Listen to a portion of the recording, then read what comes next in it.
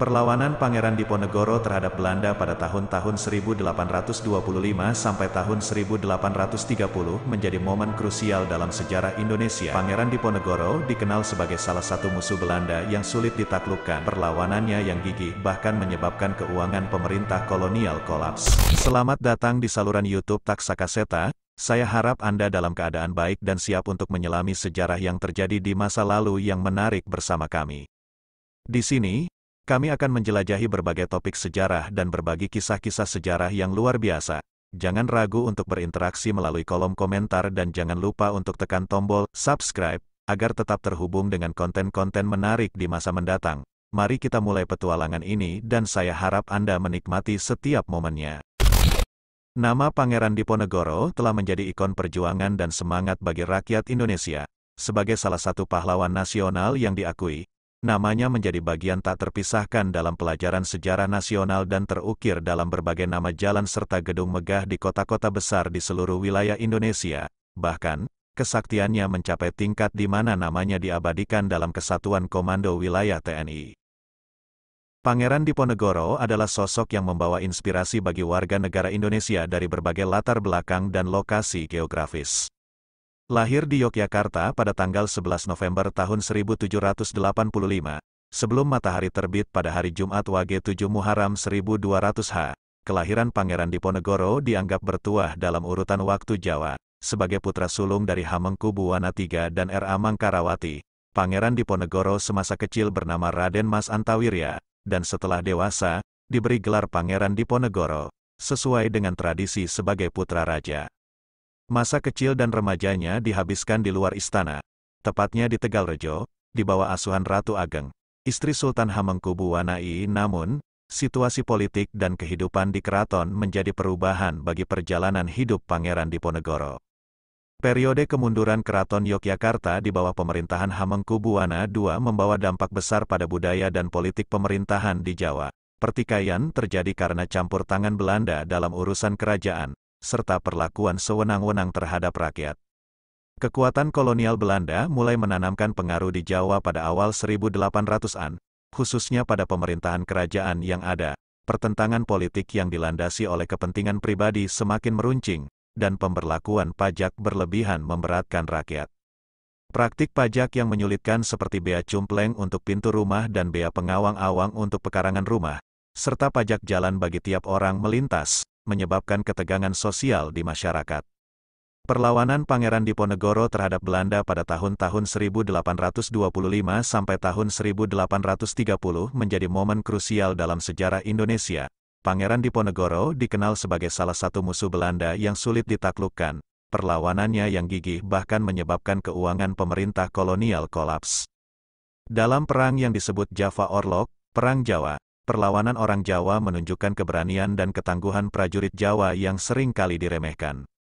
Pangeran Diponegoro mengetahui bahwa Belanda sangat ingin menangkapnya untuk mengakhiri perang.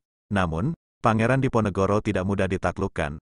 Pihak Belanda melakukan berbagai upaya, termasuk mengadakan sayembara besar-besaran dengan hadiah senilai 20.000 gulden untuk menangkapnya. Namun, Pangeran Diponegoro tetap bersembunyi di hutan-hutan, dan setelah terkena serangan malaria tropika yang parah, ia harus tinggal di daerah Bagelen Barat.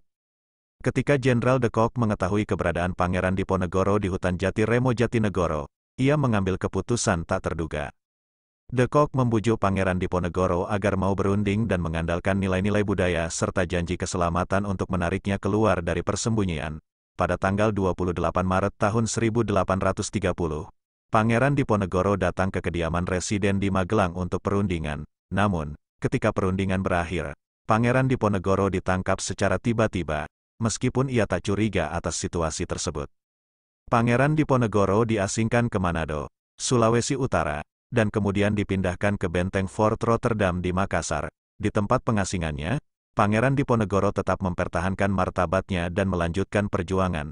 Sayangnya, pada tanggal 8 Januari tahun 1855, Pangeran Diponegoro wafat dalam pengasingannya. Jenazahnya dikebumikan di makam yang berlokasi di Jalan Pangeran Diponegoro, Kelurahan Melayu, Kecamatan Makassar, Kota Makassar, Sulawesi Selatan. Perjuangan dan perlawanan Pangeran Diponegoro telah menjadi bagian integral dalam sejarah bangsa Indonesia.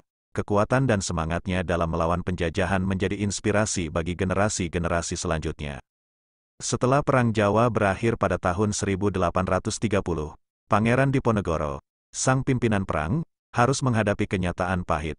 Ia ditangkap dan diasingkan ke Manado, di Sulawesi Utara, dalam benteng bernama Fort Nieuw Amsterdam, bersama dengan sebagian anggota keluarga dan pengikut setianya. Pangeran Diponegoro menjalani masa pengasingan yang tidak mudah.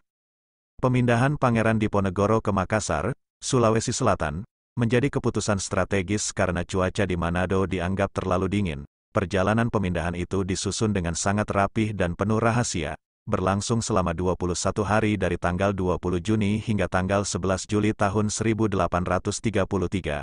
Lebih dari puluhan orang ikut dipindahkan, termasuk istri, kedua anak Pangeran Diponegoro, dan 23 pengikut setianya. Di Makassar, tahanan negara, Stadsgevanjen, seperti Pangeran Diponegoro diperlakukan lebih ketat. Mereka tidak diizinkan untuk berkeliaran di luar tembok benteng. Pangeran Diponegoro dan keluarganya ditahan di ruangan perwira dekat pos jaga utama, dengan pemandangan menghadap ke Teluk Makassar. Walaupun tidak diizinkan menulis surat, Diponegoro diperbolehkan menulis untuk kesenangan pribadinya, seperti menyalin naskah-naskah Jawa. Pengasingan yang keras ini menyebabkan Pangeran Diponegoro mulai mempersiapkan diri menghadapi kematian dengan mengikuti tradisi mistik Syatariah yang disebut Plawanganing Pati, atau membuka pintu gerbang kematian. Perjuangan dan perlawanannya mungkin telah berakhir, tetapi semangatnya tidak padam dan keyakinannya dalam perjuangan tetap kuat. Pada akhir 1848, Pangeran Diponegoro mengajukan permohonan untuk bertemu dengan dua putranya yang diasingkan ke Ambon, yaitu Pangeran Dipokusumo dan Raden Mas Raib, serta mencari kabar tentang anak tertuanya, Pangeran Diponegoro II, yang diasingkan di Sumenep, Madura. Namun, Belanda menolak permohonan tersebut karena takut akan pengaruh Pangeran Diponegoro yang masih kuat. Di tengah kesedihan dan hari-hari menjelang ajalnya, Pangeran Diponegoro menerima surat dari ibunya, Raden Ayu Mangkorowati, yang telah lama mereka terpisah. Surat tersebut membawa kebahagiaan kepada sang pangeran, tetapi kerinduan mereka berdua tak dapat terlunasi. Ibunya meninggal pada tanggal 7 Oktober tahun 1852, dan 3 tahun kemudian, tepatnya pada tanggal 8 Januari tahun 1855, Pangeran Diponegoro menyusul menghadap Sang Pencipta.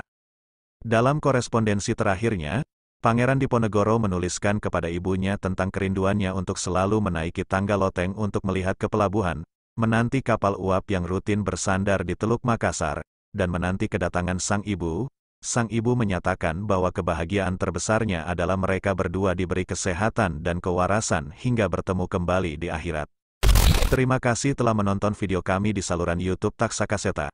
Kami harap Anda menikmati cerita sejarah yang kami bagikan. Jangan lupa untuk selalu mendukung saluran kami dan aktifkan pemberitahuan agar tidak ketinggalan video menarik lainnya. Sampai jumpa di petualangan kisah-kisah sejarah selanjutnya. Salam pecinta sejarah dari Taksakaseta.